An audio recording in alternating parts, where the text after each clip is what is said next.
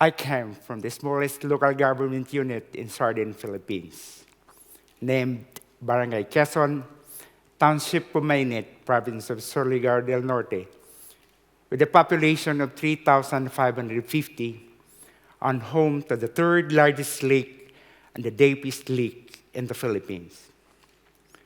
I was born and raised in this locality. I spent my childhood roaming around the lake shore of the lake, looking for wild fruits and berries, watching monkeys jumping from one tree to another, hawks gliding in the sky, kingfishers diving into the lakeshore, catching fish. Huge trees abound in the area, full of flora and fauna.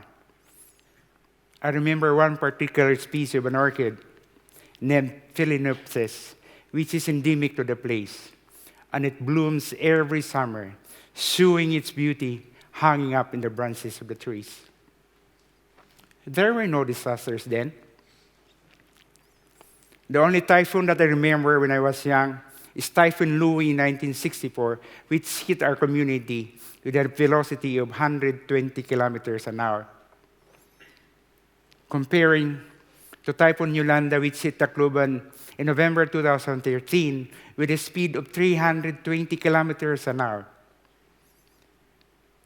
That's a really huge jump, from 120 to 320 kilometers an hour. I left my hometown when I entered my university in the Central Visayas region, and I earned a degree in industrial engineering. Since I could not find a job in a small community, I ventured to the mega city of Manila, the capital city of the Philippines, and find a job. After working for 11 years, a Japanese company hired me to work in Papua New Guinea as a reforestation manager. The company is engaged in logging, which turns the logs into wood chips as an input to paper production. And my task is to reforest the log over area of approximately 1,100 hectares a year. It was in Papua New Guinea that I learned to love nature and its environment. Millions of seeds I raised in the nursery, planted in the open area. I realized that these trees needed an intervention from human hands in order for them to survive. Maintenance has to be carried out, keeping free them from weeds and other vines for the next 5 years in order for them to survive in full growth. Just raising my 2 daughters, I have to nurture them with love, proper values, good education, in order for them to become a better members of our society. It was early in 2013 that my brother convinced me to go home, back to my hometown, to run for a local election. There was total disagreement in the family because my wife questioned my winnability in my hometown because I've been away for more than 35 years. Another issue is the financial loss. We know in the local government back in the Philippines, I will only receive 30% of my salary that I enjoy in Papua New Guinea. It was a long decision-making process. But finally, I journeyed home.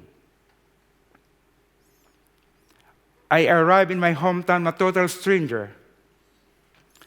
Lawsuits were filed against me, questioning my ability of citizenship and my eligibility to run after an absence of 35 years in the place. My more than 20 years of stay in Papua New Guinea, I never planned to become a citizen in my host country. One of the social problems in the Philippines, according to a social scientist, is the adaptability and the flexibilities of the Filipinos to adapt in their host country. I think you know that well. Once they're eligible to file for citizenship, they will know lost time to file one.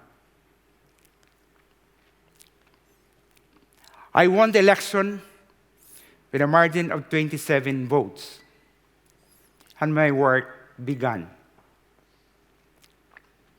My first encounter with disaster is Typhoon Yolanda in November 2013. Another one followed in early January 2014, where I have to evacuate half of the 770 households in my constituency.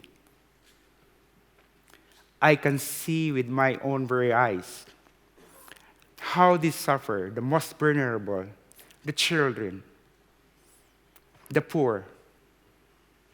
Children cry because of cold, not maybe, but more of hunger.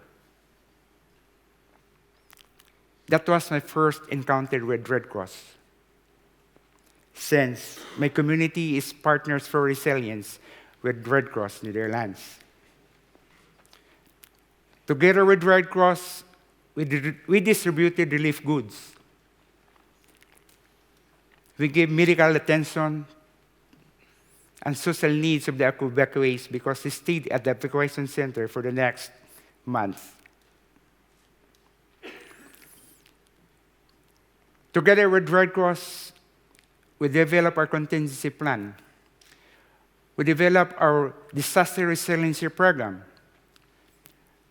Together with Red Cross, we conduct vulnerability assessment. Together with Red Cross, we conducted drills, emergency drills, evacuation drills, in order for my people to be prepared in any kind of disaster. We also conducted training for the volunteers that will help us deliver the program.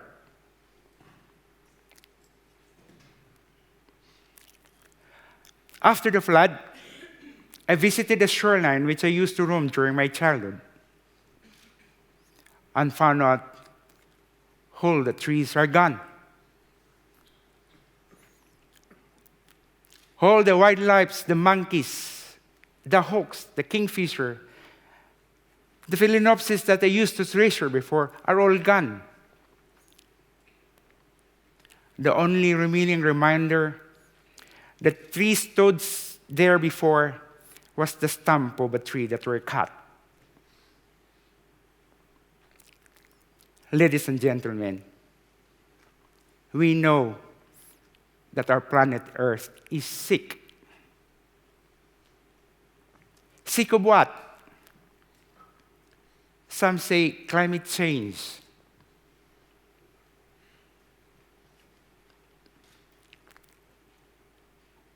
What causes climate change then? They talk about global warming. What causes global warming then? The lowest, the poorest people in my community can understand it. But what we have done, do we need doctors? Do we need scientists to call on so that we can cure Mother Earth? At the lowest local legislation unit in our place, which is my barangay, I started drafting a resolution declaring the reforestation area of the lakeshore.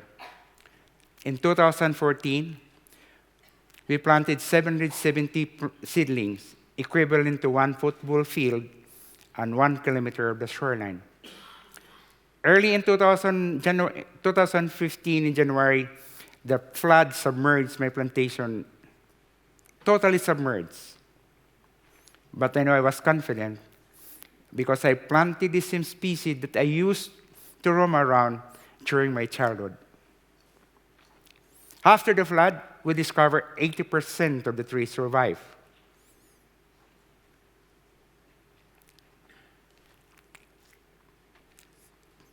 Why do they cut the trees? I asked. Because they converted that piece of land into agriculture to plant rice. They cut the trees because They use it for housing materials and other purposes. But it is a fact that tree absorbs the carbon dioxide that is emitted in the atmosphere and traps it. And once you cut the tree, it releases back the carbon dioxide into our atmosphere. It is a fact. The tree absorbs 610 liters of water a day and emits oxygen into the atmosphere to cool off our environment. It is a fact that tree can mitigate flood. The cooling effect of the tree can also mitigate the rapid evaporation of water in the lake in order to prevent heavy downpour that may also cause flood. So what we could do now? I started planting along the lakeshore, and this year, Red Cross Netherlands has extended us 300,000 pesos, or equivalent to 6,000 euros, to continue our program.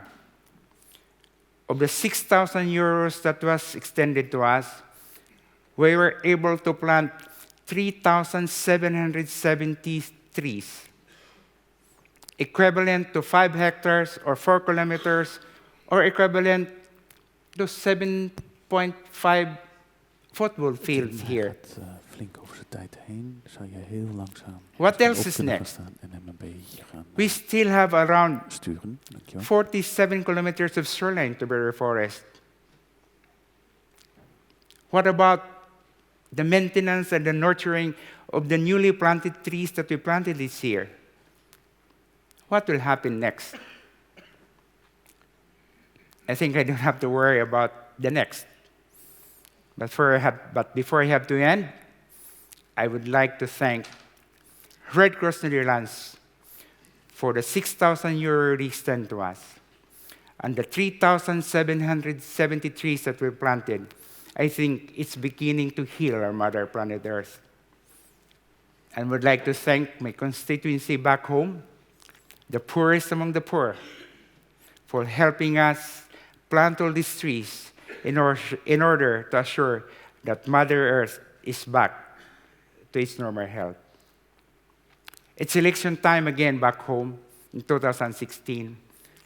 Politicians are encouraging me to run for a higher seat.